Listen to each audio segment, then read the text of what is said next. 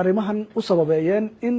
uu ama diyaaradii siday madaxweyne Uhuru Kenyatta aanay u baahanin in ay Muqdisho la soo xiriirto si ay uga degato meel kamid ah gudaha dalka Soomaaliya taa oo dad badan ay u arkaan in wali siyaadada ama gobonimada ama xornimada Soomaaliya ay wax badan ka taabanayso waxa soo socda kulan uu madaxweyne Farmaajo si gaar ah ula yeelan doono Uhuru Kenyatta oo la aaminsan yahay in uu ahaa madaxweynihii ugu dhawaa marka laga hadlayo ololihii doorashada ee Soomaaliya ay gashay bilihii la soo dhaafay arrimahan iyo arrimo kale oo ku saabsan booqashada aan dawladda Soomaaliya lagu soo wargelin ee Uhuru Kenyatta uu Soomaaliya ku yimid waxaynu ka wareysanaynaa oo khadka telefoonka iminka si toos ah ugu jira wasiirkii hore arrimaha wasiirkii hore ee warfaafinta xukuumadda Soomaaliya iminkana ah xildhibaan ka tirsan baarlamaanka federaalka ah ee Soomaaliya waa Zakariya Maxamuud Xaaji Cabdi ku soo dhawow barnaamijka dabagalka wararka wixii dhacay iyo wararkii maanta oo dhan is soo tarayay sideed u akhrisay bismillahi raxmaani raxiim waa mahadsan tahay daawadayaasha Soomaaliyeed oo daawanayana waa mahadsan yihiin waxa weeye madaxweyne dal uusan lahayn soo galay oo aan cidna kala tashan waa dembi aad iyo aad iyo aad u weyn markii laga hadlayo cilaaqaadka dawliga ah iyo shuruucda caalamka u qoran macnaheedu waxa weeye dalkaasi inuusan lahayn madax banaani inuu dalkiisa ka tirsan yahay si uu rabo inuu ka yeelo haddii alla ku run yahay uu iska dhaga tiro iska indha tiro ummadda iyo dawladda dalkaasi ay leedahay Uhuru Kenyatta sidaad u sheegteenba wuu yimid caleemasaarkii madaxweyne Farmaajo war aad u qurux badan oo wanaagsan buuna ka hadlay oo diris wanaag ah waxaa nasiib darro ah inuu maanta arrintaa ku kaco wixii uu sheegay oo dhanna waxay caddaynaysaa inay munaafiqnimo ahayd oo uusan muxuu ahaayeto uurka ka yiri aysan uurka ka jirin dowladda Soomaaliya 3 sano ayay ka weyn tahay dowladda Kenya 1960 baan xorriyadda qaadanay bishii 26 Juun iyo 1 July labada gobol oo Soomaaliya oo dowladda Soomaaliya ka kooban tahay Kenya waxay qaadatay 1963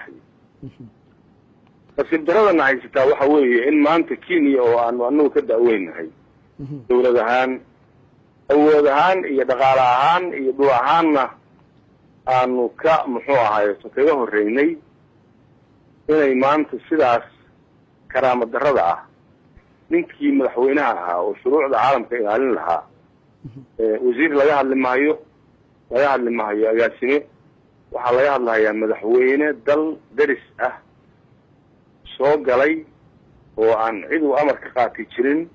oo cid uu u sheegi jirin arrintaasi waxay caddaynaysaa waxba ma haydin wey hadda Soomaaliyeed Zakariya marka laga yimaado dawladnimada iyo madaxbanaanidiisa taabanaysaa marka laga yimaado dawladnimada iyo siyaadada iyo waxyaabaha qoran iyo taariikhda marka laga yimaado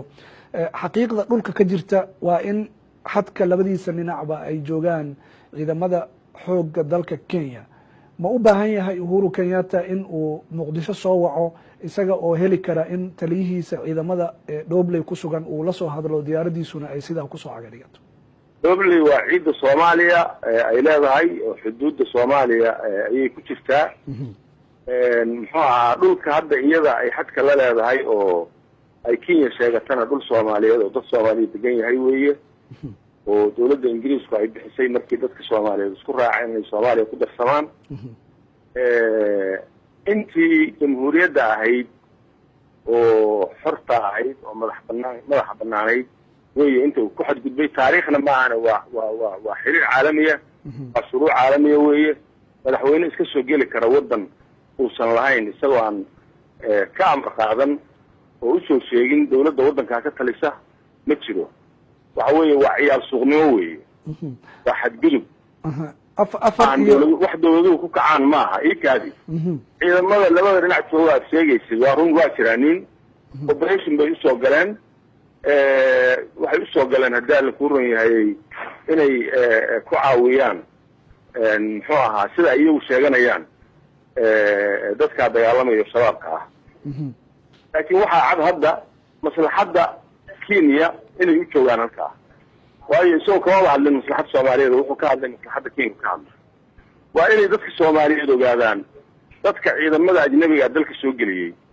oo tuurta ku sita maalin walba oo waa walaalaheen leh waa inay ogaadaan nin asxaan u galaya inuusan jirin dalkooda iyo dawladnimadooda iyo madax banaanidooda in duulaan lagu yahay waa inay ogaadaan arrintaasi waxa weeye waa wake up call weeye waxaa loo baahan yahay marka in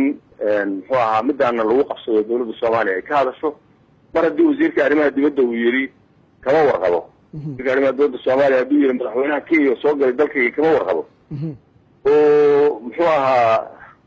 labadii xafiis oo dalka u sarreysay aad weydiiseen oo iyaga laftigooda aysan sheeginin inay ka warqabaan macnaheedu waxa weeye waa breach of contract waa breach of maxaa la yidhaahdaa qawaaniinta caalamka ka hor imaansho weeye waa karaamo darro ummadda Soomaaliyeed iyo dawladda Soomaaliyeed lagu sameeyey waana in lagula xisaabtamaa Uhuru Kenyatta arrintaas golihii Soomaaliya waa inay ka hadashaa golihii fulinta haddii ay 24 saacadood ka soo wareegatay oo aanay xukuumadda cusub ka hadlin xukuumaddii hore hawsha sii haysayna ay sheegtay in aanayba ka warqabin golihii sharci dejintaad ku jirtaa maxaa idinla gudboon golaha sharci dejintu waxay la xisaabtamaan muxuu ahaa golaha fulinta ay la xisaabtamaan annagu xiriirka caalamiga hay-adda noo qaabilsan oo guddi baan leenahay laakiin waa barlamaan wey waa barlamaan iyo barlamaane dawladaha iyo maamulada dawladaha iskale maamulada iskale marka dabcan wixii dalka ku xun oo dhan waajib baa naga saaran inaan ka hadalno oo hadda dalka iyagii weeye mas-uuliyiinna waa nahay hay'adda ugu sarreyso dalkaa nahay arrintaa aad iyo aad baanu anigu shaksiyan uga xumahay laakiin cidda la rabo inay ka hadasho oo shaqadeedii ay tahay waxa weeye golaha fulinta ama kuwa soo socda ha noqoto ama kuwa hadda jooga ha noqotee muxuu ahaa khaas ahaan ra-iisul wasaaruhu inuu arrintaa ka hadlo weeye hadduu cid u xil saaranayana wasiirka arrimaha dibadda hadda sii haya hawsha inuu xil saarto zakariya waxaa la hadal hayay in wadamada dariska Soomaaliya gaar ahaan Ethiopia intii doorashada lagu jiray intii ka horeysay adigu dadka u ololeeya aad ku jirtay in cadawga Soomaaliya ay tahay dhibaatooyin badan ay ku hayso haddii Kenya lagu soo daro Soomaaliya ma u ekaanaysaa dal aan mandiqada ku noolaan karin oo aan dariskiisa ixtiraam u hayn maya Soomaaliya mandiqada waa ku noolaan kartaa waana ku noolaan doontaa dadka dambiga gelaya dadka dariska weeye oo Soomaaliya duulaanka ku ah cadawga ku ah oo iyagoo dal iyo dad ka haystay haddana kii muxuu ahaa adduunku aqoonsanaayo jamhuuriyadda Soomaaliya ay maalin walba kusoo xadgudbahaya dembiyadaas dadka Soomaaliyeed oo mas-uuliyiinta ay waxbay ku leeyihiin ama ha noqoto heer gobol ama heer qaran ha noqotee sababto waxa weeye waxay u badan tahay inaysan garanaynba yani dalka in la kala leeyahay qolo walba dalkeeda iyo xuduudeeda ay kala leedahay ama si kaleeto oo ah yani si daciifnimo ah oo basaasnimo ah oo ay ugu jiraan labadaa midxood mid weeye waxaa loo baahan yahay dawladda cusub inay arrintaas saxdo gudaha iyaga dhulka iyo cirka iyo badda intaba ajnabi baa haysta waa la ogyahay taas labada maalin ee soo socota madaxweyne Farmaajo waxaa qorsheysan in uu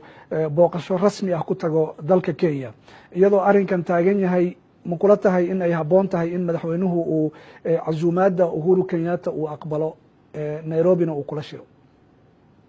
madaxweynuhu isagay ku xiran tahay suu yeelayo laakiin anigu waxaan qabaa shirkaani waa shir caalami ah ama shir Afrika weeye oo dhulkaas unbaa lagu qabanayaa maahana shirka dawladda Kenya iskama ay laha arrimahan iyo arrimo kaleeto oo muhiim ah oo labada dawladood ka dhexeeyana in lagala hadlo iyada oo protest la geeyo waa loo baahan yahay intaan madaxweynuhu tegina arrintan in si rasmiya dawladda Soomaaliya uga soo saarto weeye dawladda Kenya waxaa laga rabaa inay muxuu ahaayeto ciidaar iyo apology bixiso dibdamana inaysan u noqonayn ay ballan qaado waad ogtihiin oo diyaaradaha Soomaaliya ka baxa waxaa lagu dejiyaa magaalada la yiraahdo muxuu ahaa wajeer baa lagu dejiyaa dadka halkaasaa lagu baaraa markaas ka bacdi haddana socdaan yani waa arrin ku xadguduba oo yani ummadda Soomaaliyeed la yaraysanayo macna inaysan lahayn loo yeelayo ummadda Soomaaliyeedna ummad saasa maaha ummad awood la weeye ilaahay awood siiyey